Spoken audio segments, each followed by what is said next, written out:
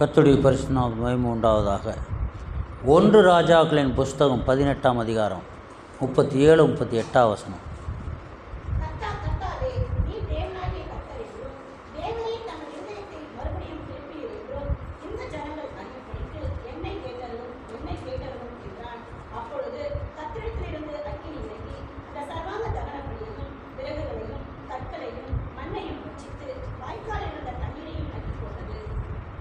தேவனாய கர்த்தர், கர்த்தாவே நீர் தேவனாய கர்த்தர் என்றும் தேவரீர் தங்கள் இருதயத்தை மறுபடியும் திருப்பினீர் என்றும் இந்த ஜனங்களை அறியும்படிக்கு. அந்த ஜெபம் எப்படி இருக்குன்னு சொன்னால், இந்த ஜனங்கள் எல்லாரும் புரிந்து கொள்ளணும்.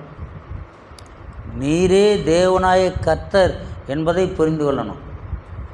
ஒரு வல்லமையான ஜெபத்தை எளிமையான முறையிலே எலியா செய்கிறான். வல்லமையான ஜெபம் எளிமையான முறை. ஆவிக்குள் நிறைந்து நல்ல சத்தமிட்டு ஜெபம் பண்ணுவது தவறல்ல. அப்படியும் ஜெபம் பண்ணலாம். எல்லாரும் அங்கே கூடியிருந்தவர்கள் இடம் அசைந்தது என்று சொல்லப்பட்டிருக்கிறது.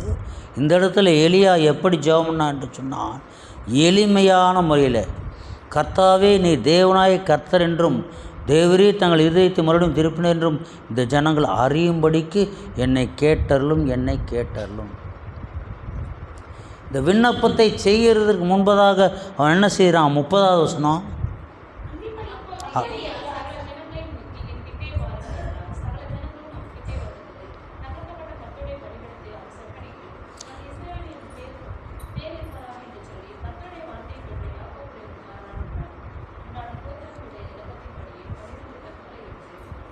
எலியா என்ன செய்தான்?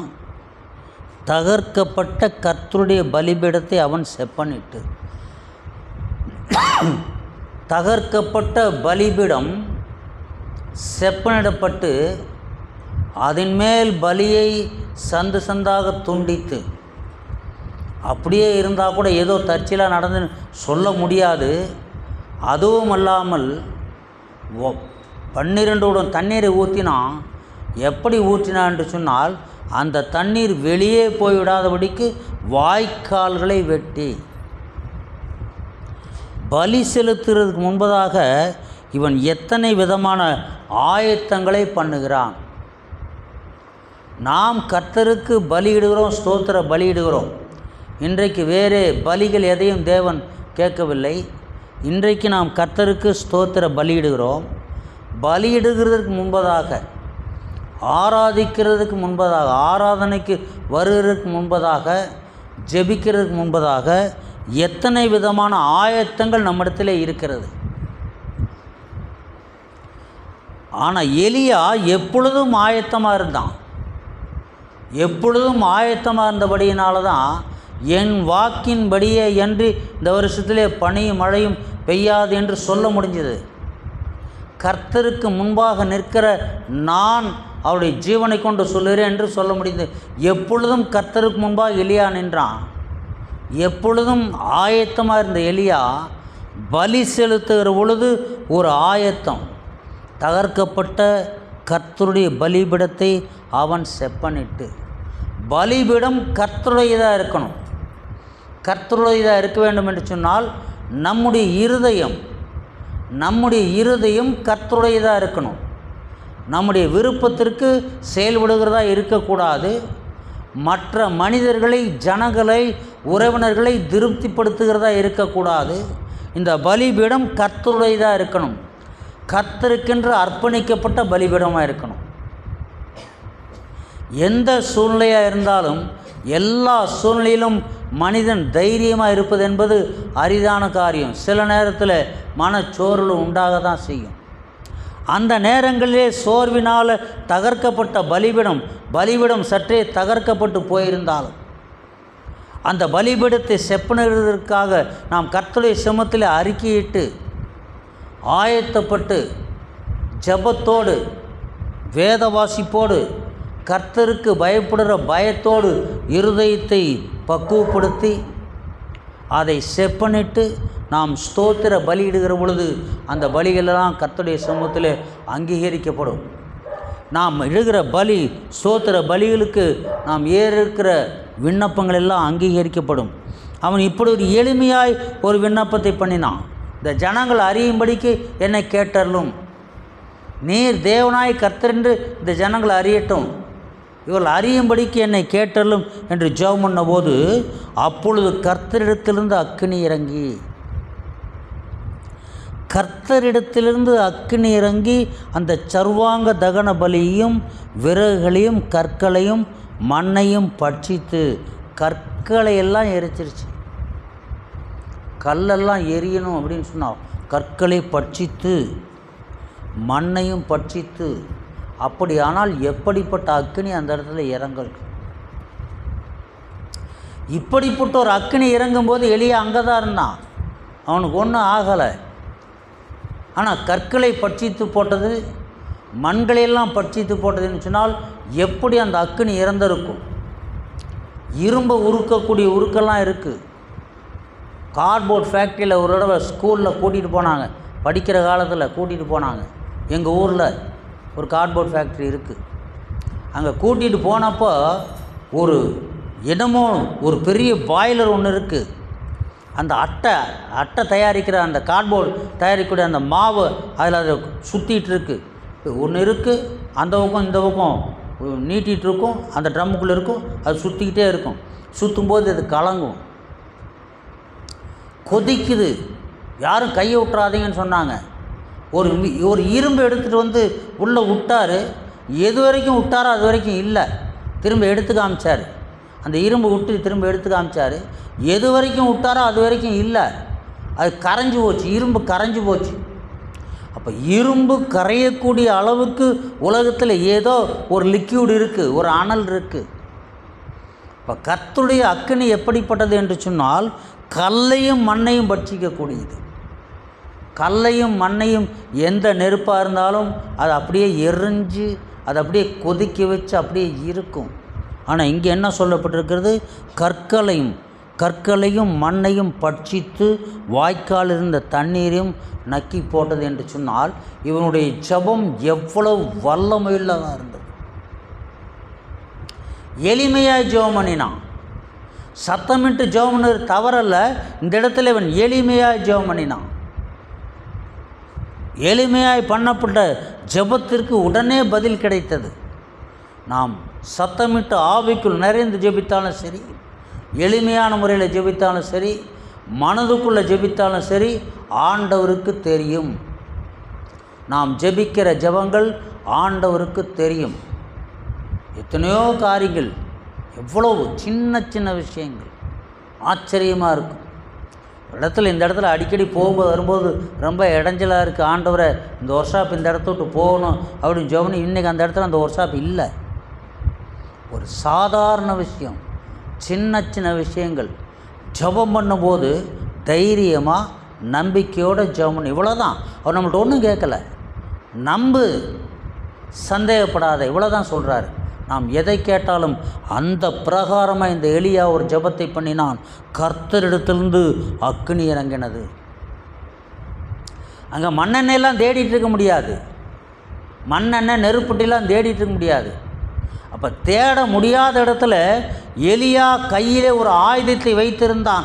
அது என்னவென்று சொன்னால் கர்த்தருடைய நாமம், கர்த்தருடைய ஜீவன், தேவனுடைய ஆவி. அந்த ஆவி அவனுக்குள் பலன் கொண்டது. அந்த ஆவிக்குள் நிறைந்து பலன் கொண்டு அவன் சொன்ன வார்த்தை அங்கே கிரியை செய்து அக்கினி கர்த்தரிடத்தில் இருந்து இறங்கினது, கற்களையெல்லாம் பட்சித்து போட்டது. நம்முடைய ஜெபங்கள் எத்தனை ஜெபத்திற்கு நாம் பதிலை பெற்றுக்கொண்டோம்? இது வல்லமையான இப்படிப்பட்ட காரியங்கள்லாம் சாதிக்க வேண்டும் என்று சொன்னால் இப்படிப்பட்ட ஆவியை பெற்றிருக்கணும். எலியாவின் ஆவியை பெற்றிருந்தால் எலியா செய்தது போல் அற்புதத்தை செய்யலாம். ஆனால் இன்றைக்கு வானத்திலிருந்து அக்கினி இறங்கி ஜனங்களை பட்சிக்கிறதற்கு அனுமதி இல்லை. ஏன்னா இயேசு கிறிஸ்துலாம் போகும்போது சீசன் கேட்குறான், ஆனத்திலிருந்து அக்கினி இறங்கி பட்சிக்கும் சித்தமா, நீங்கள் இன்னும் ஆவியை பெற்றீர்கள் என்று அறியாதிருக்கிறீர்களா? எலியா பெற்ற ஆவி வானத்திலிருந்து அக்கினி இறக்கிறதுக்கு இன்றைக்கு அனுமதி கிடையாது. மழையை நிறுத்துகிறதுக்கு அனுமதி உண்டு, வானத்தை திறந்து விடுவதற்கு அனுமதி உண்டு, பேய் பிசாசலை விரட்டுகிறதுக்கு அனுமதி உண்டு. ஆனால் அதுக்கு அனுமதி கிடையாது. அப்போ எலியா எப்படிப்பட்ட தைரியத்தோடு சொல்லியிருப்பான். ஆகாப் ராஜாவுக்கு முன்பாக சொல்கிறான், என் வாக்கின்படியா என்று, நான் சொன்னபடி தான், நான் சொல்லலைன்னா மழையும் பனியும் பெய்யாது, அதான் என் வாக்கின்படியா என்று. 17ஆம் அதிகாரம்.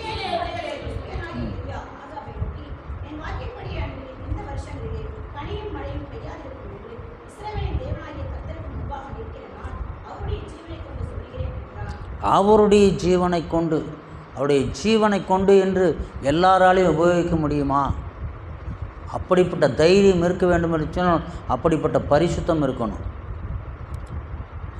என் வாக்கின்படியே அன்றி, நான் சொன்னால் தான் இந்த வருஷம் மழை பெய்யும், நான் சொல்லலைன்னா இந்த வருஷம் மழை பெய்யாது. அப்படியே 3 வருஷம் மழை பெய்யலை. ஆனால் அவன் மட்டும் நல்லா சாப்பிட்டான். கொஞ்ச காலம் அப்பமும் இறைச்சியும் சாப்பிட்டான், கொஞ்ச நாளும் அடை சாப்பிட்டான்.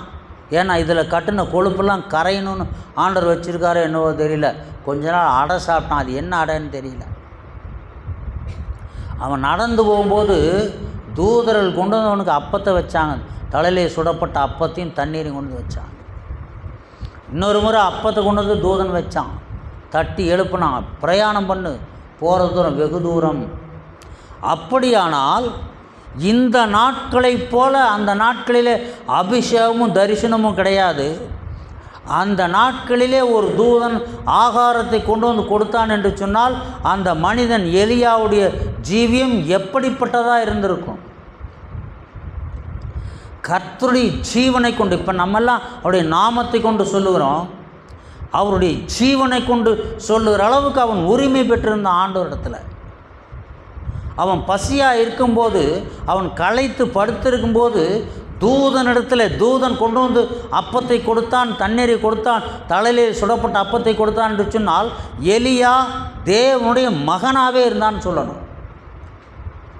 ஏன்னா புதிய ஏற்பாட்டினில் தான் அவருடைய நாமத்தின் மேல் விசுவாசம் உள்ளவர்களாய் அவரை ஏற்றுக்கொண்டால் எத்தனை பேர்களோ அத்தனை பேரிலும் தேவனுடைய பிள்ளைகளாகும்படிக்கு அதிகாரம் கொடுத்தார் என்று சொல்லப்பட்டிருக்கிறது. ஒரு மகனை போல அதிகமாய் நேசித்தார். தன் மகன் பசியாக இருப்பதை எந்த தாயும் ஒத்துக்கொள்ள மாட்டார்கள். அவர்தான் தாயும், அவர்தான் தந்தையும், அவர்தான். எந்த தாயும் ஒத்துக்கொள்ள மாட்டார்கள். தனக்குள்ளதை கொடுத்தாவது அவங்க மகனுடைய பசியை ஆற்றுவாங்க. இவன் பசியாக இருக்கும்போது காகங்களுக்கு கட்டளையிட்டார். முதல்ல தூதனே கொண்டு வந்து அப்பத்தை கொடுத்தான்னு சொன்னால் அவன் எவ்வளவு கர்த்தருக்கு பிரியமானவாய் ஒரு மகனை போல இருந்திருப்பான். அப்படியான அவனுடைய வாழ்க்கை எப்படிப்பட்டதாக இருந்திருக்கும்? ஒரு முறை பலி செலுத்தப்பட்டதை குறித்து இந்த இடத்துல சொல்லப்பட்டிருக்கிறது. எத்தனை முறை செலுத்தினா தெரியாது. ஆனால் பலி செலுத்தும் பொழுது தகர்க்கப்பட்ட கர்த்தருடைய பலிபீடத்தை அவன் செப்பனிட்டான். அவன் பலியிட்டது கர்த்தருடைய பலிபீடமாக இருந்தது. நாம் சோதர பலிகளை செலுத்தும் போது நம்முடைய இருதயம் கர்த்தருடைய பலிபீடமாக இருக்கணும். கர்த்தருடைய பலிபீடத்தில் வேறு எதையும் வைக்க முடியாது. நம்முடைய இருதயத்தில் பொருளாசை, பேராசை, பண ஆசை, உலக ஆசைகள் எல்லாம் காணப்படும் என்று சொன்னால் கர்த்தருக்கு இடுகிற பலியை அந்த இடத்துல வைத்து செலுத்த முடியாது. அந்த இடத்துல வைக்கலாம், ஆனால் அங்கே போய் சேருமா என்பது கடினமான ஒரு காரியம். எளிமையான விண்ணப்பம். நடந்ததோ பயங்கரமான ஒரு சம்பவம். 2 ராஜாக்கள் 1ஆம் அதிகாரம் 10ஆம் வசனம்.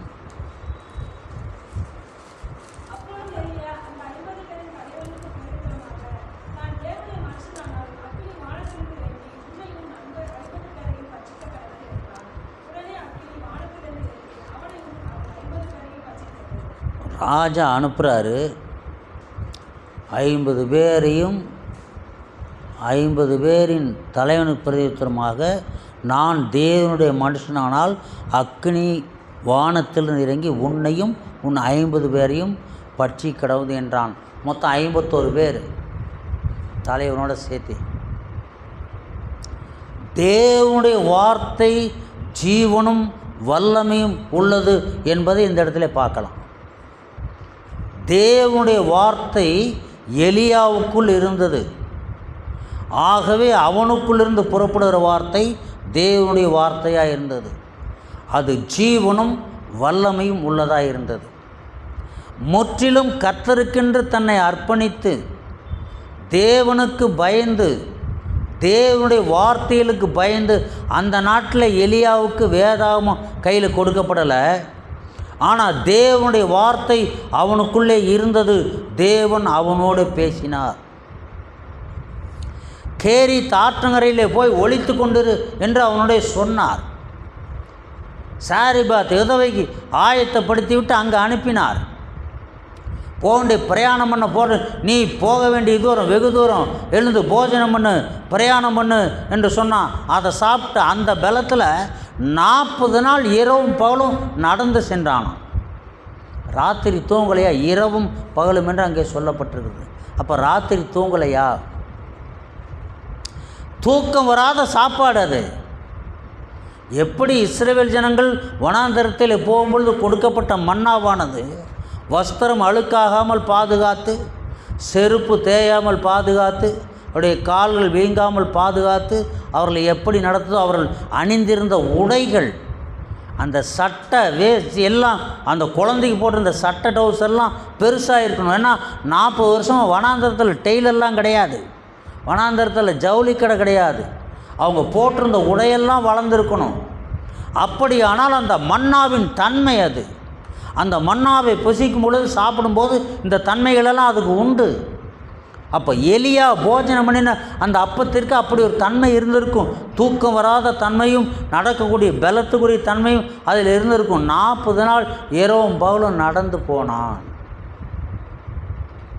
அப்போ எலியாவுடைய ஜீவம் எப்படிப்பட்டதாக இருந்திருக்கும்? ஆசை தான், நமக்கெல்லாம் ஆசை தான்.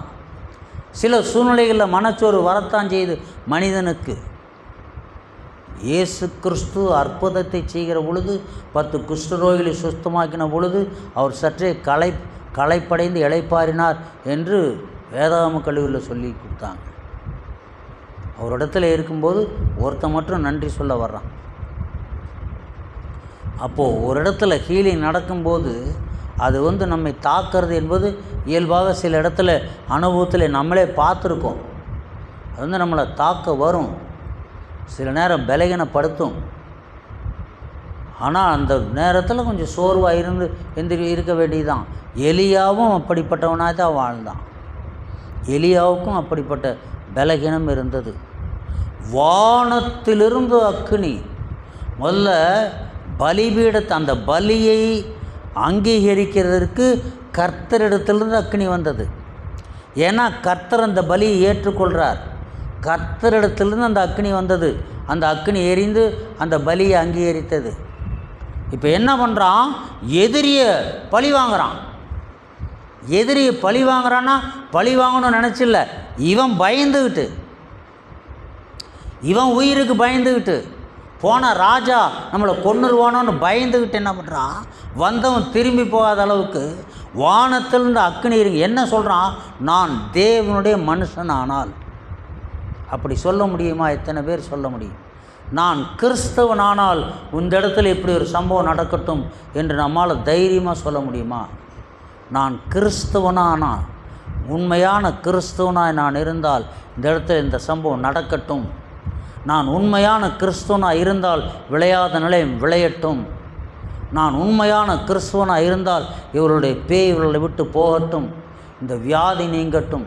நான் உண்மையான கிறிஸ்தவனாக இருந்தால் இப்போது நான் ஜெபிக்கிற ஜெபம் கேட்கப்படட்டும் என்று நம்மால் தைரியமாக சொல்ல முடியுமா? சொல்லணும். எலியா அப்படி சொன்னான். நான் தேவனுடைய மனுஷனானால். அந்த இடத்துல எதுவும், அந்த இடத்துல மழையை நிறுத்தின போது கர்த்தருக்கு முன்பாக நிற்கிற நான் அவருடைய ஜீவனை கொண்டு சொல்லுறேன் என்று சொன்னவன் இந்த இடத்துல அவருடைய ஜீவனை கொண்டோ நாமத்தை கொண்டோ சொல்லலை. நான் தேவனுடைய மனுஷனானால், எனக்கும் தேவனுக்கும் இருக்கிற தொடர்பு உண்மையானால், நான் தேவனுடைய மனுஷனானால் வானத்திலிருந்து அக்கினி இறங்கி உன்னையும் 50 பேரையும் பட்சிக்கட்டும். தேவனுடைய மனுஷனானால் அவன் தேவனுடைய மனுஷன் என்று அங்கே நிரூபிக்கப்பட்டது. நாம் அப்படி செய்ய முடியுமா? நம்மால் நிரூபிக்க முடியுமா? 1 ராஜாக்கள் 19ஆம் அதிகாரம் 4-5 வசனம்.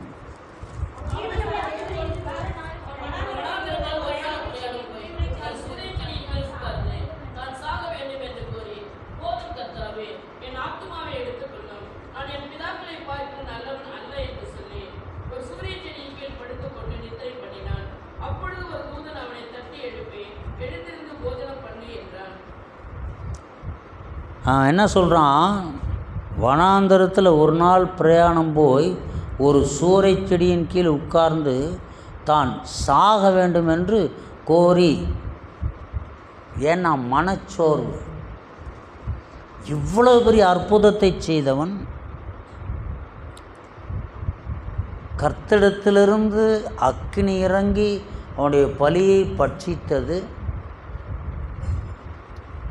அவன் சொன்ன பொழுது வானம் அடைக்கப்பட்டது, நாடே பஞ்சத்திலே தவித்தது. வானம் அடைக்கப்பட்டு நாடே பஞ்சத்திலே தவித்த பொழுது கர்த்தர் காகங்களுக்கு கட்டளையிட்டு அவனை போஷிக்கிறதுக்கு நியமித்தார். சாரிபாத் ஊரிலே ஒரு விதவையை நியமித்து இவன் நிமித்தம் அவளுக்கும் போஜனம் கொடுத்தார். இப்போ எலியாவை போஷிக்கணும், இதுக்காக விதவைக்கும் அவனுடைய மகனுக்கும் அங்கே போஜனம் உண்டு. அந்த கொஞ்சம் மாவும் கொஞ்சம் கலசமும் பஞ்சம் தீர்ற வரைக்கும் 3 பேரும் சாப்பிட்டாங்க. தானம் எதுவும் பண்ணாங்களான்னு தெரியல, 3 பேர் சாப்பிட்டாங்க. அந்த கொஞ்சம் மாவும் கொஞ்சம் கலசமும் அது எவ்வளோ இருந்துச்சுன்னா 2 விறகு பொறுக்கணும். 2 விறகு எரிச்சா எவ்வளோ அடை சுடலாம். 2 விறகு பொறுக்கிறேன்னு சொன்னான். நானும் என் மகனும் தின்னுட்டு சாகலான்னு.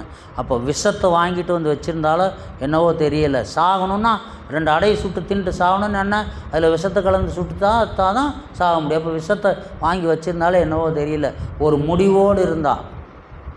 தேவனுடைய மனுஷன் தண்ணி கொண்டு வான்னு சொல்லும்போது அப்பமும் கொண்டு வான்னு சொல்கிறான்.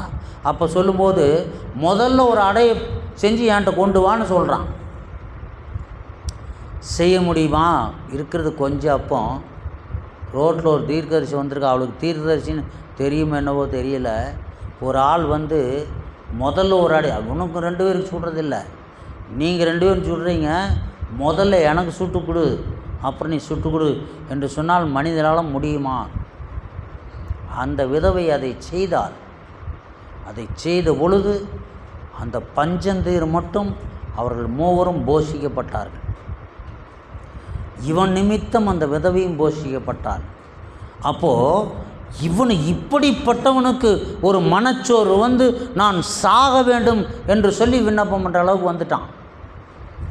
மனச்சோர்வு என்பது எவ்வளவு பெரிய ஆளாக இருந்தாலும் சில நேரங்களில் வரும்.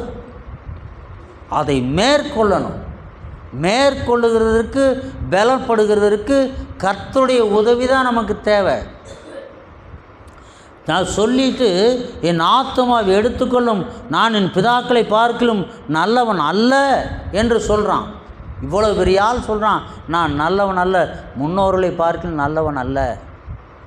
இன்றைக்கு ஒவ்வொரு மனிதனும், கிறிஸ்தவர்களும் தேவனுடைய ஊழியக்காரர்களும் தன்னை நீதிமானாக்கி கொள்வதற்கு அதிகமாய் முயற்சிக்கிற ஒரு காலமாக இருக்கிறது. தான் செய்த குற்றத்தை மறைத்து இன்னொருடைய குற்றத்தை பெரிதுபடுத்தி தான் செய்தது ஒன்றுமில்லை என்று சொல்லி தன்னை பெரிதுபடுத்தி கொள்ளக்கூடிய ஒரு காலமாக இருக்கிறது.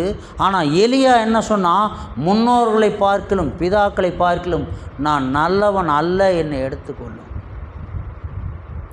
சூறைச்செடியின் கீழ் படுத்துக்கொண்டு நித்திரை பண்ணினான். அப்பொழுது ஒரு தூதன் அவனை தட்டி எழுப்பி. எவ்வளோ பெரிய ஆறுதல் பாருங்கள். மன சோர்ந்து போய் இருக்கிற நேரத்தில் ஒரு தூதன் வந்து தட்டி எழுப்பினான்னா எப்படி இருக்கும்? நமக்கு அப்பம் கொடுக்கலனாலும் பரவாயில்ல, ஒரு தூதன் வந்து தட்டி எழுப்பி எழுந்துருன்னு சொன்னான் எவ்வளவு நல்லா இருக்கும். ஆனால் அந்த தூதன் என்ன செய்தான்? தட்டி எழுப்பி எழுந்துரு போஜனம் பண்ணு என்றான். தூங்கிட்டு இருந்தவன் முழிச்சு பார்க்குறான். இதோ தலையில் சுடப்பட்ட அடையும் ஒரு பாத்திரத்தில் தண்ணீரும் அவன் தலைமாட்டில் இருந்தது. அவனுடைய பலகீனம் எவ்வளோ பெரிய பலகீனம் பாருங்கள். அப்பொழுது அவன் புசித்து குடித்து திரும்ப படுத்து கொண்டான். அவ்வளோ பலகீனப்பட்டிருக்கான். சரீரத்தில் பலகீனம். இந்த ஒரு நாள் பிரயாணம் போனதுக்கு இவ்வளோ பலகீனம். இந்த ஒரு நாள் பிரயாணம் போனப்போ பசி பலகீனம் தாங்க முடியல, சூரியச்செடியின் கீழே படுத்துக்கிட்டான். நான் சாக வேண்டும் என்று ஜெபம் பண்ணால் ஒரு அப்பமும் தண்ணீரும் கொண்டு வந்து கொடுத்தப்போ அதை சாப்பிட்டு மறுபடியும் படுத்துட்டான். உண்ட மயக்கம், மறுபடியும் படுத்துட்டான். மறுபடியும் படுத்த உடனே என்னாச்சு, கர்த்தருடைய தூதன் திரும்ப 2ஆம் தரம் வந்து அவனை தட்டி எழுப்பி. என்ன ஒரு பாக்கியம் பாரு! எவ்வளவு பெரிய ஆள்! ஒரு தேவனுடைய மனுஷன், தேவனுடைய பிள்ளைகளுக்கு சமமான ஒரு மனுஷன். இந்த மனுஷன் களைச்சு போய் படுத்திருக்கான், அப்பமும் தண்ணீரும் கொண்டு வந்து கொடுக்குறாரு, சாப்பிட்டு மறுபடியும் படுத்துட்டான், களைப்பு. மறுபடியும் கர்த்தருடைய தூதன் திரும்ப 2ஆம் தரம் வந்து அவனை தட்டி எழுப்பி சொல்கிறான், எழுந்திரு, போஜனம் பண்ணு, நீ பண்ண வேண்டிய பிரயாணம் வெகு தூரம், நீ ரொம்ப தூரம் போக வேண்டியிருக்கு, எழுந்திரிச்சு மறுபடியும் சாப்பிடு. அப்பொழுது அவன் எழுந்திருந்து புசித்து குடித்து அந்த போஜனத்தின் பலத்தினால், எதில் நடந்தான்னு சொன்னால், கர்த்தர் கொடுத்த போஜனம் அப்படிப்பட்டது. கர்த்தர் போஜனம் கொடுப்பார்னு சொன்னால் அந்த போஜனம் அப்படிப்பட்டது. நீ வெகு தூரம் பண்ண வேண்டிய பிரயாணம் வெகு தூரம் என்றான். அப்பொழுது அவன் எழுந்திருந்து புசித்து குடித்து அந்த போஜனத்தின் பலத்தினால் 40 நாள் இரவு பகல் ஓரேப் என்னும் தேவனுடைய பர்வதம் மட்டும் நடந்து போனான். இரவு பகல். இந்த அப்பத்திலே தூக்கம் வராத ஒரு தன்மை இருந்திருக்கிறது.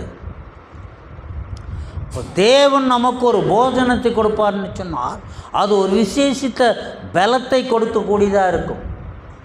இப்பொழுது மனிதன் அப்பத்தினால் மாத்திரமல்ல, தேவனுடைய வாயிலிருந்து புறப்படுகிற ஒவ்வொரு வார்த்தையிலும் மனிதன் பிழைப்பான் என்று சொல்லப்பட்டு இருக்கிறது. இப்பொழுது தேவனுடைய வார்த்தையிலே அந்த பலன் இருக்கிறது. தேவனுடைய வார்த்தை வேதாகமத்திலே நமக்கு கொடுக்கப்பட்டிருக்கிறது. இந்த வார்த்தையை உட்கொண்டு, எப்படி உட்கொண்டு என்று சொன்னால், வாசித்து அதை முழுவதுமாக ஏற்றுக்கொண்டு இதன்படி செய்வது தான் தேவனுடைய வார்த்தையை உட்கொள்ளுதல். இப்படி உட்கொண்டு நடக்கும்போது தேவன் நமக்கு சரீரத்திற்கு வேண்டிய பலத்தையும் கொடுப்பார், ஆத்மாவுக்கு வேண்டிய பலத்தையும் கொடுப்பார். அவன் ஓரே மட்டும் நடந்து போனான். எவ்வளோ 40 நாள் ராத்திரி போலும் நடந்து போனான் என்று சொன்னால் அது எவ்வளவு தூரமாக இருந்திருக்கும். இந்த பலத்தோடு நடந்து போகிறவங்க சாதாரண நடந்து போக மாட்டாங்க. பலத்தோடு நடந்து போகிறவங்கள பார்த்தா அவ்வளோ உற்சாகமாக நடந்து போவாங்க. 40 நாள் ராத்திரி பகலும் என்று சொன்னால் 80 நாள் பகல் மட்டும். ராத்திரினா 24 மணி நேரம் நடந்து போகிறவங்க எத்தனை மணி நேரம் நடந்து போவாங்க? 24 மணி நேரமும் நடந்து 40 நாள் 24 மணி நேரமும் இரவு பகல் நடந்து போனால் அங்கே வேதம் அப்படி சொல்லுது. அந்த பலன் எங்கே வந்து என்று சொன்னால் தூதன் கொண்டு வந்த அப்பத்தில் அந்த பலன் இருந்தது. முதல்ல கொண்டு வந்த அப்பத்தில் பசியாற்றக்கூடியதும் பசியின் களைப்பு, உண்ட மயக்கம், சாப்பிட்ட பலகீனத்தை உண்டு பண்ணக்கூடிய அந்த பலன் தான் அந்த முதல்ல கொண்டு வந்த அப்பத்தில் இருந்தது. சாப்பிட்ட உடனே உண்ட மயக்கம் தாங்க முடியல, தண்ணியை குடிச்சிட்டு படுத்துட்டான். மறுபடியும் கொண்டு வந்த 2ஆம் அப்பத்தில் இப்படிப்பட்ட ஒரு தன்மை இருந்தது. அப்போ தேவனுடைய வார்த்தை ஜீவனுள்ளது, வல்லமை உள்ளது. இந்த வார்த்தையை நாம் படித்து இதை ஏற்றுக்கொண்டு இதன்படி செய்யும் பொழுது நமக்கு ஒரு பலன் உண்டு. ஒருவேளை அந்த பலன் சில நேரங்களில் மனச்சோர்வுகளை பலவீனங்களை உண்டாக்கும். 2வது கொண்டு வந்த தூதன் அந்த அப்பம், 2வது கொண்டு வந்த அப்பத்திற்கு சமமாக தேவனுடைய வார்த்தையை நாம் கேட்கணும். தரிசனத்திலே தேவனை பார்க்கணும். தேவன் தரிசனத்தில் நம்மோடு பேசணும். கர்த்தர் அநேக காரியங்களை நம்மோடு வெளிப்படுத்தணும், வெளிப்படுத்தி பேசணும். இதான் 2வது கிடைச்ச அப்பம். அந்த 2வது கிடைச்ச அப்பம், 2வது கொடுக்கப்பட்ட அப்பத்தை நாம் புசித்தால்தான் அந்த முழுமையான பலத்தை நாம் அடைய முடியும். இல்லை என்றாலும் ஆவிக்குரிய பலன் இருக்கும். 2வது கொடுக்கப்பட்ட அந்த அப்பத்தை புசிக்கும் பொழுது நமக்கு ஒரு சரீரத்திலும் ஒரு புத்துணர்ச்சி, ஒரு புதிய பலன். அப்போ தான் அந்த தைரியம் வரும்.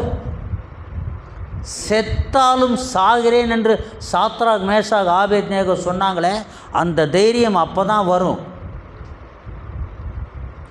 அவர்கள் அவ்வளவு கீழ்ப்படிதல் உள்ளவங்களாக இருந்தாங்க, அவ்வளவு தைரியம் உள்ளவங்களாக இருந்தாங்க.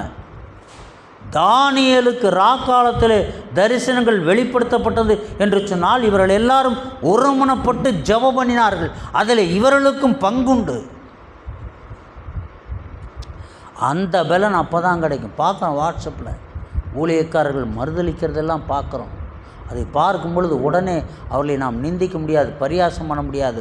அந்தந்த சூழ்நிலையில் வந்தால் தான் தெரியும் நம்ம என்னன்னு. நம்ம என்னங்கிறது நமக்கு அந்த சூழ்நிலை வரும்போது தான் தெரியும். இப்போது இவ்வளோ வீரம் பேசிடலாம், இவ்வளோ பேசிடலாம். அப்படிப்பட்டவர்களுக்கு அனுதாபம் படணும். அப்படிப்பட்ட குடும்பங்களுக்காக நாம் ஜெபம் பண்ணுறது நல்லது. இந்த சூழ்நிலை நமக்கு வர வேண்டாம் என்று ஜெபம் பண்ணலாம். ஆனாலும் அப்படிப்பட்ட பயம் நமக்கு வர வேண்டாம், மிகுந்த தைரியம் வர வேண்டும் என்று நாம் ஜெபம் பண்ணலாம். வேத வசனங்கள் நமக்குள்ளே இருந்து நாம் ஜெபம் பண்ணியால் தான் அது கிரியை செய்யும். வேத வசனங்கள் நமக்குள்ளே இல்லாமல் நாம் ஜெபம் பண்ணும்போது அது வெறும் சத்தமாக தான் போய்விடும், வெறும் சத்தம். அந்த பலத்தை பெற்றிருக்க வேண்டும். யோபின் புஸ்தகம் 1ஆம் அதிகாரம் 16ஆம் வசனம்.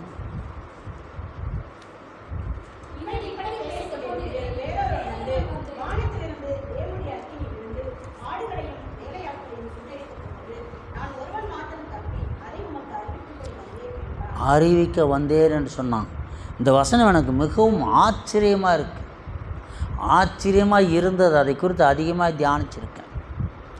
ஏன்னா சாத்தான் கர்த்தரிடத்தில் அனுமதி பெற்றிருக்கான். 12ஆம் வசனம் வாசிங்க.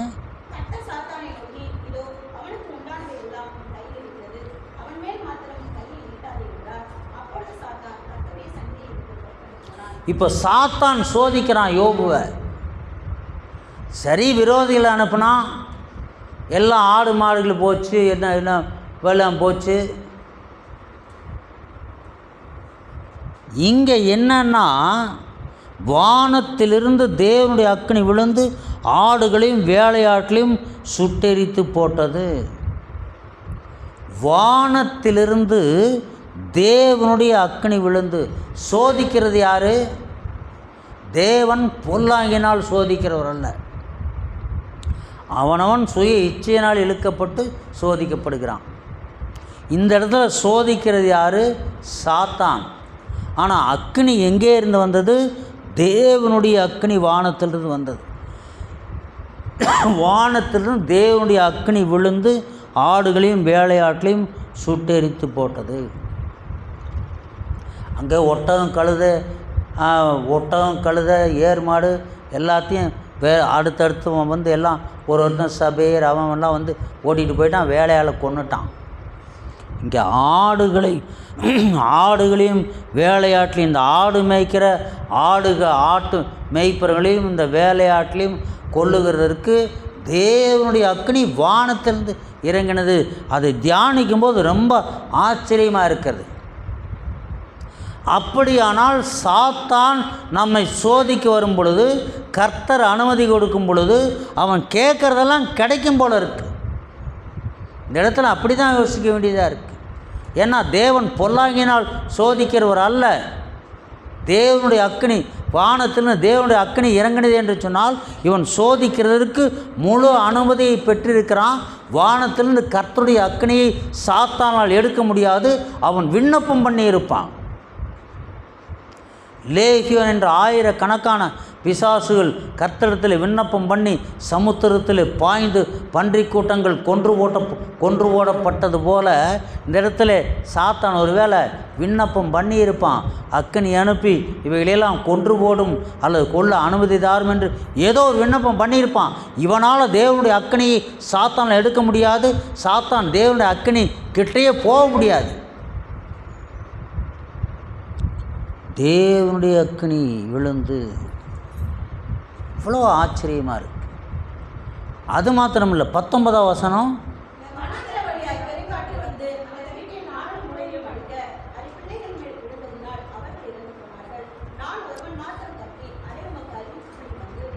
பெருங்காற்றை சாத்தானால் அனுப்ப முடியுது பாருங்கள். இந்த இடத்துல சாத்தான் அனுப்பினானோ ஆண்டோடத்தில் அனுப்பும்படி உத்தரவு கேட்டுட்டானோ தெரியலை.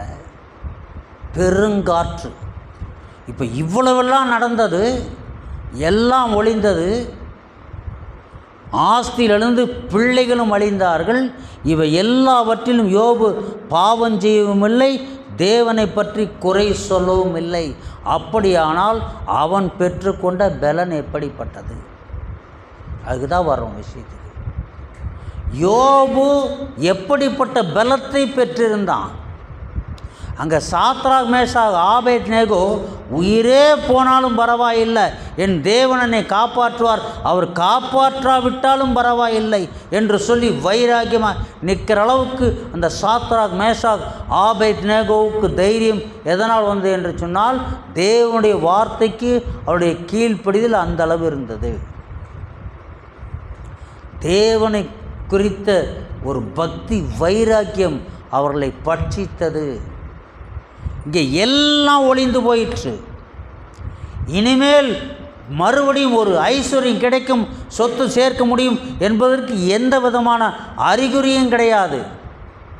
10 பிள்ளைகளும் செத்து போச்சு. வெறும் ஆள் தனியாக ஒரே ஒரு ஆள் நிற்கிறான். மனைவியினுடைய முறுமுறுப்பு ஒரு பக்கம். அதில் பாருங்கள், இவை எல்லாவற்றிலும் யோபு பாவம் செய்யவும் இல்லை, தேவனை பற்றி குறை சொல்லவும் இல்லை. குறை சொல்லலை, எதுலேயும் குறை சொல்லலை. அவன் என்ன செஞ்சான்? சால்வை கிழித்து தன் தலை சிறை தரையில் விழுந்து பணிந்து, அந்த நேரத்தில் 20வது வசனம் பாருங்கள்.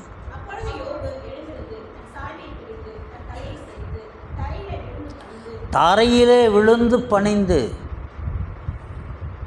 அந்த நேரத்தில் தரையில் விழுந்து தேவனை பணிந்து கொள்கிறான். தேவன் செய்த நன்மைகளை அனுபவித்த அவன் தீமைகளை அனுபவிக்க எவ்வளவு ஆயத்தமாக இருந்திருக்கிறான். அவனுடைய இருதயம் எவ்வளவு பக்குவப்பட்டு இருந்திருக்கிறது. ஒரு தீமை வரும்போது நம்ம என்ன செய்கிறோம்? ஒரு ஆபத்து வருது, ஒன்று சின்ன நஷ்டம் வருது, அல்லது யாராவது ஏமாற்றிட்டாங்க, எதையாவது திருடிட்டு போயிட்டாங்க, நம்முடைய மனநிலை எப்படி இருக்கிறது? யோபுனுடைய மனநிலை எப்படி இருந்தது? பக்குவம் எப்படி இருந்தது? தரையிலே விழுந்து பணிந்து என்ன சொன்னால், நிர்வாணியாய் என் தாயின் கற்பத்திலிருந்து வந்தேன்.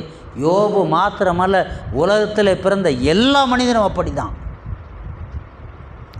தேவாதி தேவன் மாம்சத்தில் வெளிப்பட்ட பொழுதும் அப்படித்தான் வந்தார். அவர் தங்க கவசம் கிரீடம் ஏதாவது அணிந்து கொண்டு வரல. அவரும் எல்லா மனிதரைப் போல, குழந்தைகளைப் போல அவரும் ஒரு நிர்வாண குழந்தையாகத்தான் உலகத்தில் வந்தார். யோபு அதை அறிக்கை செய்கிறான். என் தாயின் கற்பத்திலிருந்து நிர்வாணியாக என் தாயின் கற்பத்திலிருந்து வந்தேன், நிர்வாணியாய் அவ்விடத்துக்கு திரும்புவேன். போகும்போது ஒன்றும் கொண்டு போக முடியாது, எதுவும் கொண்டு போகலை, கொண்டு போக முடியாது. கர்த்தர் கொடுத்தார், கர்த்தர் எடுத்தார், கர்த்தருடைய நாமத்திற்கு ஸ்தோத்திரம் என்று சொன்னான். இழப்புக்காக நன்றி செலுத்துகிற எத்தனை பேர் இந்த பூமியிலே உண்டு? எத்தனை தேவனுடைய பிள்ளைகள் உண்டு? எத்தனை தேவனுடைய ஊழியக்காரர்கள் உண்டு? வந்த இழப்புக்காக, நஷ்டத்துக்காக, ஏமாற்றம் அடைந்ததற்காக கர்த்தரிடத்தில் நன்றி சொல்கிற எத்தனை பேர்? காலையில் மேய்ச்சலுக்கு போகும்போது கழுதை, ஒட்டகம், ஆடு, மாடு எல்லா மனுஷனும் எல்லாம் மேய்ச்சலுக்கு போகும்போது சாயங்காலம் திரும்பி வருவாங்கன்னு நினச்சிட்டு இருந்திருப்பான். சாயங்காலம் வருவாங்கன்னு சொல்லி தான் அனுப்புறது. இவனும் அப்படி தான் நினச்சிருந்துருப்பான். ஆனால் செய்தி மாத்திரம் வந்தது, எல்லாம் அழிந்து போயிட்டுன்ற செய்தி மாத்திரம் வந்துச்சு. அந்த செய்தியை கேட்ட பொழுது தேவனுக்கு ஸ்தோத்திரம், கர்த்தருடைய நாமத்திற்கு ஸ்தோத்திரம்னு சொன்னான். நன்றி செலுத்தக்கூடிய பக்குவம் நமக்குள்ளே உண்டா?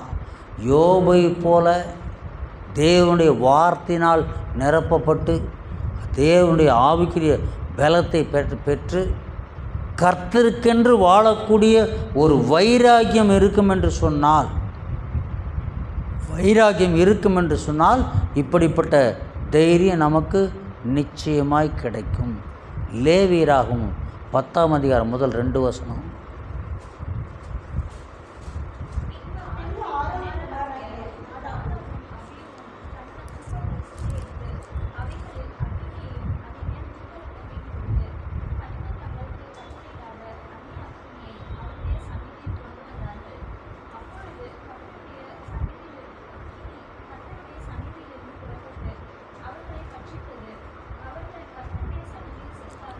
கர்த்தருடைய சமூகத்திலே ஆசாரியனுடைய பிள்ளைகள் செத்தார்கள்.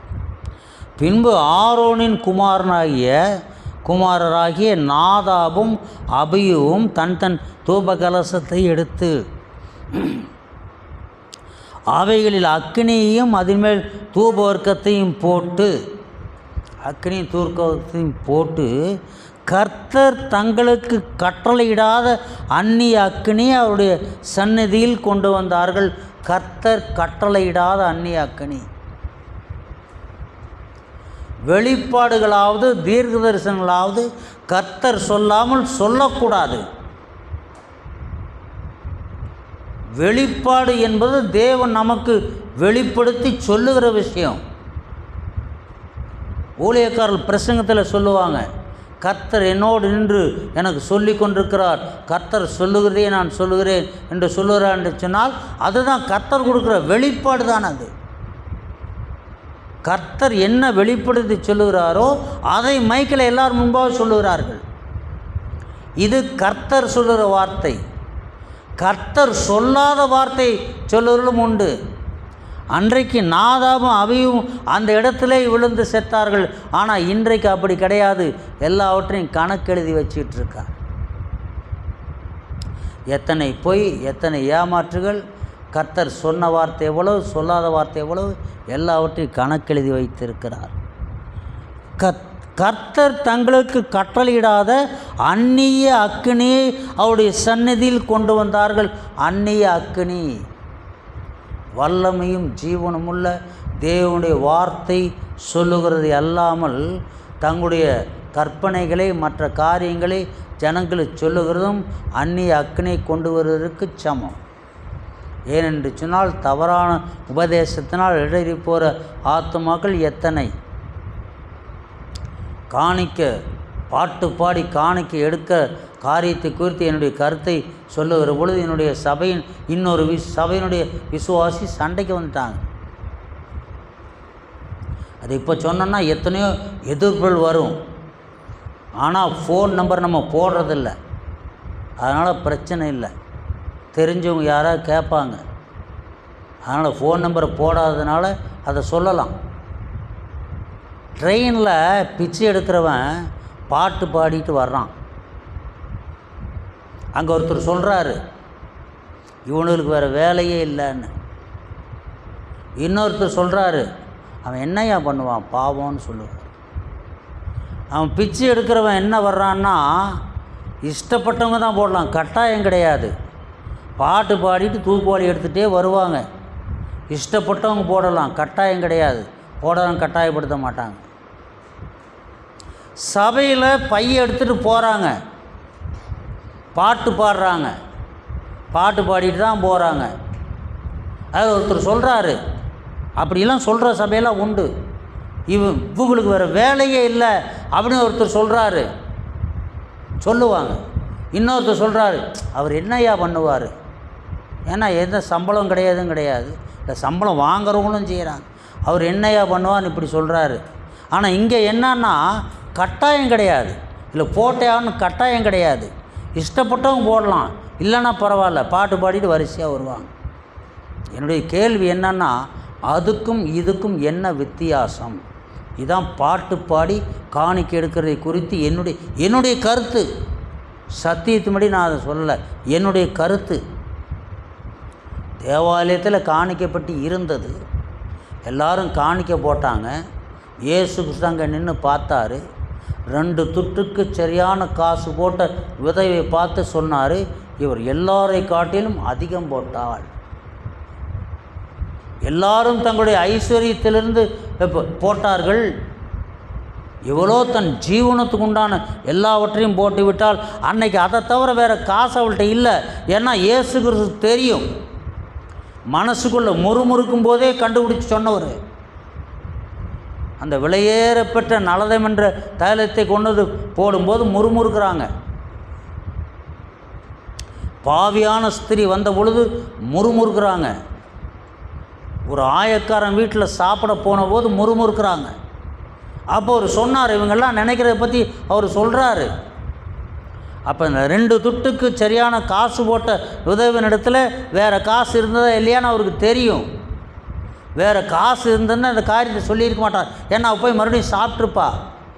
ஜீவனத்துக்கு உண்டான எல்லாவற்றையும் போட்டு விட்டாள் என்று சொன்னால் அந்த 2 துட்டுக்கு சரியான காசு தான் அவள் கையில் இருந்தது. அவள் போட்டாள். பாட்டு பாடி வரிசையாக பாட்டு பாடி எல்லாத்தையும் போய் நீட்டிட்டு போனாங்கன்னு வசனத்தில் இல்லை.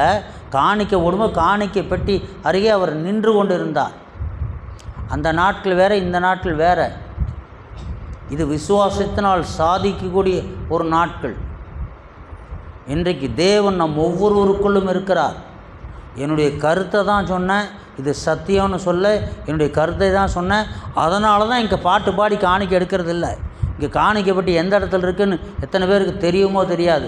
காணிக்கப்பட்டி இங்கே இருக்குது.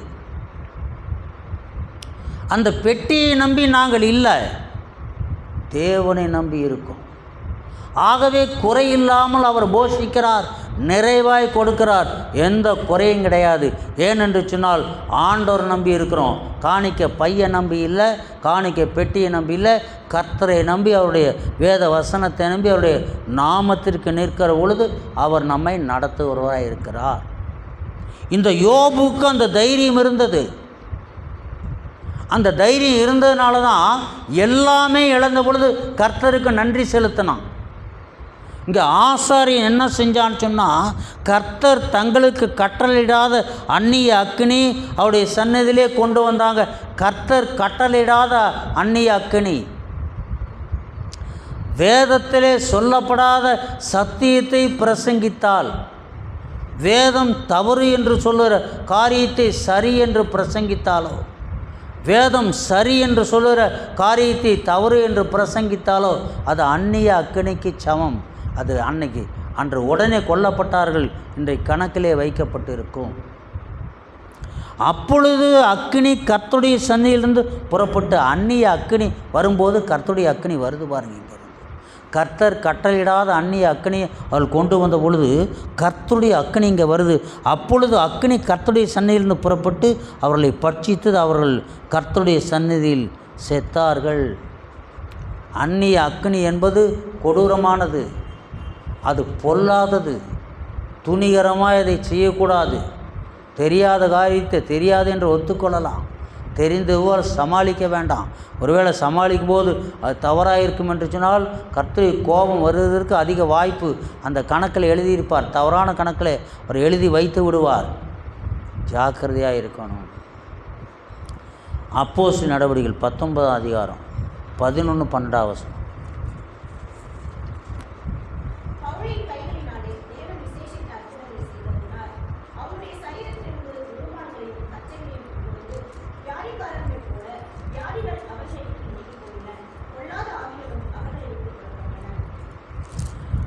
பவுல் அவ்வளோ பெரிய பணக்காரன், எல்லாத்தையும் விட்டுட்டு உருமால் கட்டியிருந்தான்னு சொல்லியிருப்பார்.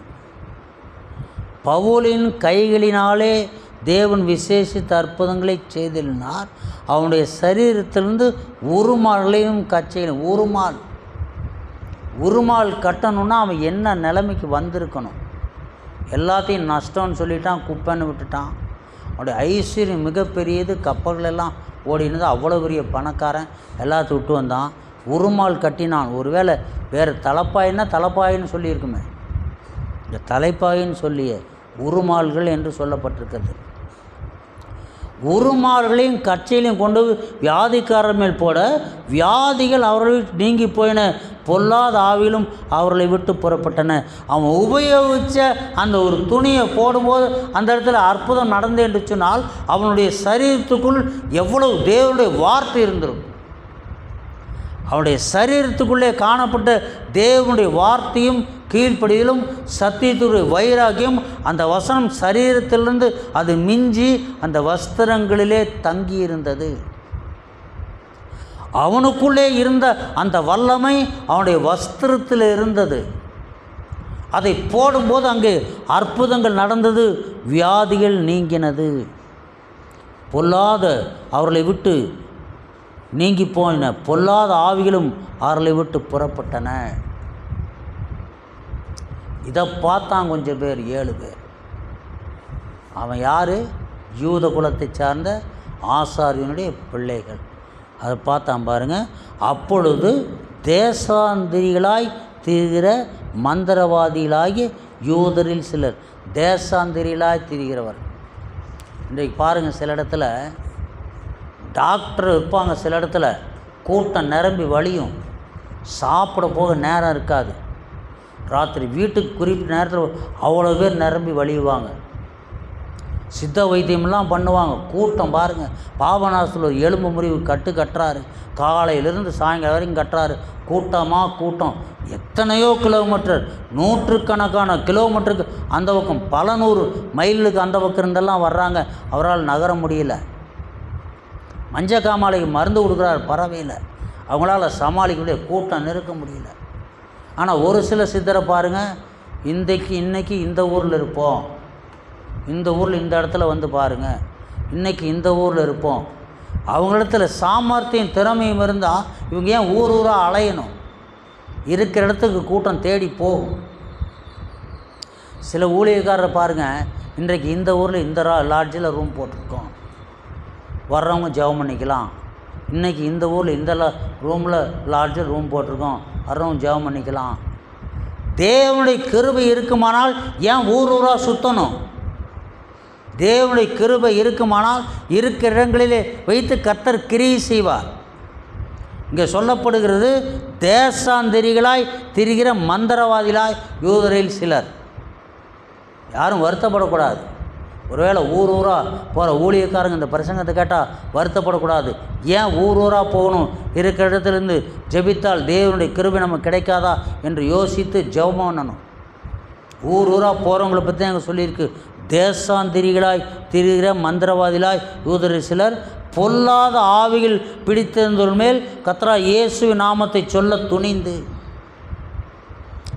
ஊராக திரிகிறவங்க இயேசுவின் நாமத்தை சொல்ல துணிகிறாங்க. பவுல் பிரசங்கிக்கிற இயேசுவின் பேரில் ஆணையிட்டு உங்களுக்கு கட்டளையிடுகிறோம் என்றார்கள். நேரடியாக இயேசுவின் நாமத்தை இவங்களால் சொல்ல முடியல, ஏன்னா தெரியாது. கர்த்தருடைய நாமம் என்ன, அவருடைய வல்லமை என்னன்னு தெரியாது. ஆனால் பவுல் பிரசங்கித்தாரே அவர் பேரில் நாமத்தில் பிரசங்கிக்கிற இயேசுவின் பேர் ஆணையிட்டு உங்களுக்கு கட்டளையிடுகிறோம் என்றார்கள். பிரதான ஆசாரியனாகிய ஸ்கேவா என்னும் ஓர் யூதனுடைய குமாரர் 7 பேர் இப்படி செய்தார்கள். 7 பேர் ஒன்று சேர்ந்து பேயை துரத்துறான். 7 பேர் ஒன்று சேர்ந்து பேயை துரத்துறான். ஆனால் அந்த பேய் என்னாச்சு? பொல்லாத ஆவி அவர்களை நோக்கி. இயேசுவின் நாமத்தை நேரடியாக சொல்லலை, எப்படியோ பவுல் பிரசங்கிக்கிற இயேசுவின் பேரை சொல்கிறாங்க. சொல்லும்போது பொல்லாத அவங்கள ஆவி அவனை பார்த்து என்ன சொல்லுது? இயேசுவை அறிவேன், பவுலையும் அறிவேன், நீங்கள் யார் என்று சொல்லி. தேசாந்திரிகளாய் திரிகிற ஊழியக்காரர்களை குறித்தும் அங்கே கணக்கு இருக்குது. அந்தந்த ஊரில் ஊழியக்காரர்கள் இல்லையா? அந்தந்த ஊரில் ஊழியக்காரர்கள் இருக்கும் பொழுது அந்த ஊருக்கு போக வேண்டிய அவசியம் என்ன? இவர்களிடத்தில் நம்மிடத்தில் தேவனுடைய கிருபையில் இருக்கும் என்று சொன்னால் அங்கங்கே ஊர்களிலே இருக்கிறவர்கள் தேடி வருவாங்க. தேடி வர்றாங்களா இல்லையான்னு நம்ம சபையில் சிலருக்கு தெரியும், சிலருக்கு தெரியாது. அப்போ தேடி போவாங்க. ஊராக போய் ரூம் புக் பண்ணி போட்டு உட்கார வேண்டிய அவசியம் கிடையாது. தேசாந்திரிகளாய் தெரிய வேண்டிய அவசியம் கிடையாது. அப்படிப்பட்டவர்களை பார்த்து பொல்லாத ஆவிகள் நீங்கள் யாருன்னு கேட்குது.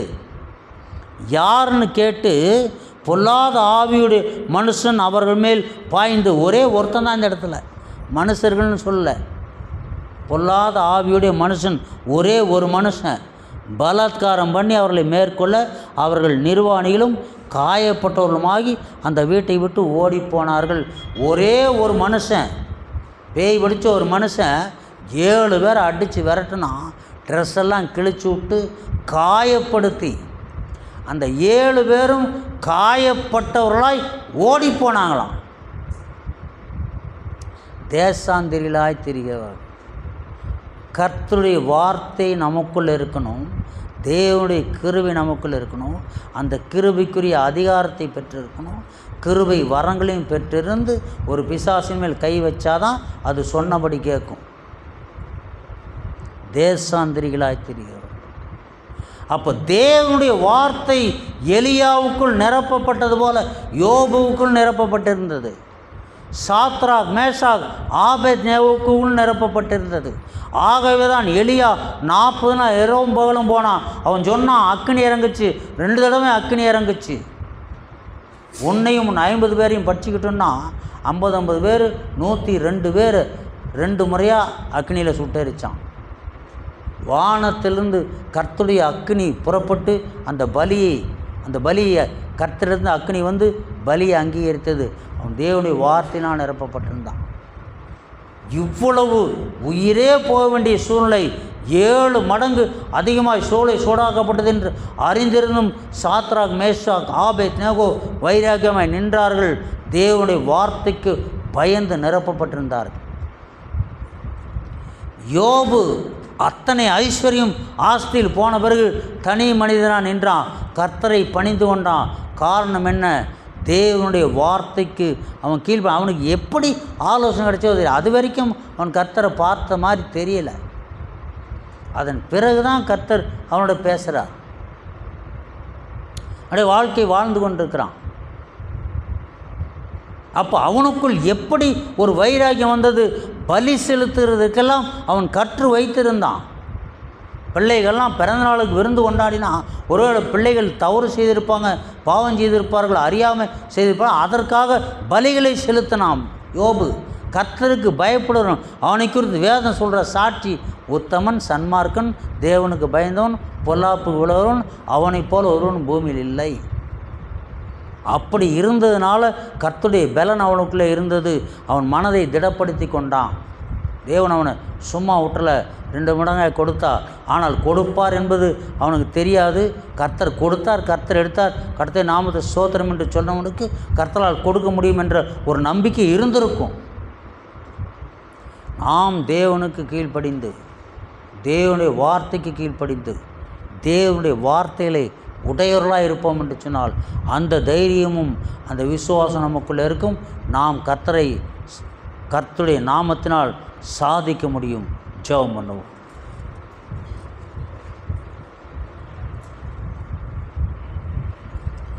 ஸ்தோத்திர ராஜா, உம்மை துதிக்கிறோம். எங்கள் நல்ல பிதாவே, நன்றியோடு உம்மை துதிக்கிறோம் ராஜா. இந்த நல்ல நாளுக்காக உங்கள் நன்றி செலுத்துகிறோம். இந்த ஆராதனை துவக்கம் முடியும் மட்டும் உடைய கிருபை சூழ்ந்தபடியால் உங்களுக்கு நன்றி செலுத்துகிறப்பா. சொல்லப்பட்ட வசனங்கள் வார்த்தைகளுக்காகவும் நன்றி செலுத்துகிறோம். வசனங்கள் வார்த்தைகள் ஒவ்வொருடைய இருதயங்களையும் பதிய வேண்டுமா ஜெபிக்கிறோம். உமக்கு பயப்படுகிற பயமும் கீழ்ப்படுதலும் ஒவ்வொருவருக்கும் உண்டாவதாக உமக்கென்று சாட்சியாய் வைராக்கியமாய் நிலைத்து நிற்க கிருபை செய்கிறார். கூடி வந்திருக்கிற ஒவ்வொரு மேலும் வல்லமை கடந்து வருவதாக. சரித்திலே காணப்படுகிற பலவீனங்கள் சுயனங்களெல்லாம் வியாதி வேதனை நீங்கும் ஆரோக்கியம் உண்டான். தேவை எதிர்பார்ப்புகள் எல்லாவற்றையும் ஆச்சரிய விதமாய் சந்திப்பீராக. நல்ல சாட்சியிலே கேள்வி யாவரும் முடிவிருந்து சாட்சி நிலையத்திற்கிற வச்சுகிறார். இன்னும் அதிகமான புதிய ஆத்மாவை கொடுத்த சபையை ஆசீர்வதிப்பீராக. துதி கனம் மகிமெல்லாம் உமக்கே செலுத்துகிறோம். ஜபத்தை கேட்டபடியாலும் உமக்கு ஸ்தோத்திரம். இயேசுவின் நாமத்தில் பிதாவே, ஆமென். என் ஆத்துமா கர்த்தரை ஸ்தோத்திரி, என் முழு உள்ளமையுடைய பரிசுத்த நாமத்தை ஸ்தோத்திரி. என் ஆத்துமாவே கர்த்தரை ஸ்தோத்திரி. அவர் செய்த சகல உபகாரங்களையும் மறவாதே. ஆமென். அல்லேலூயா, அல்லேலூயா, அல்லேலூயா.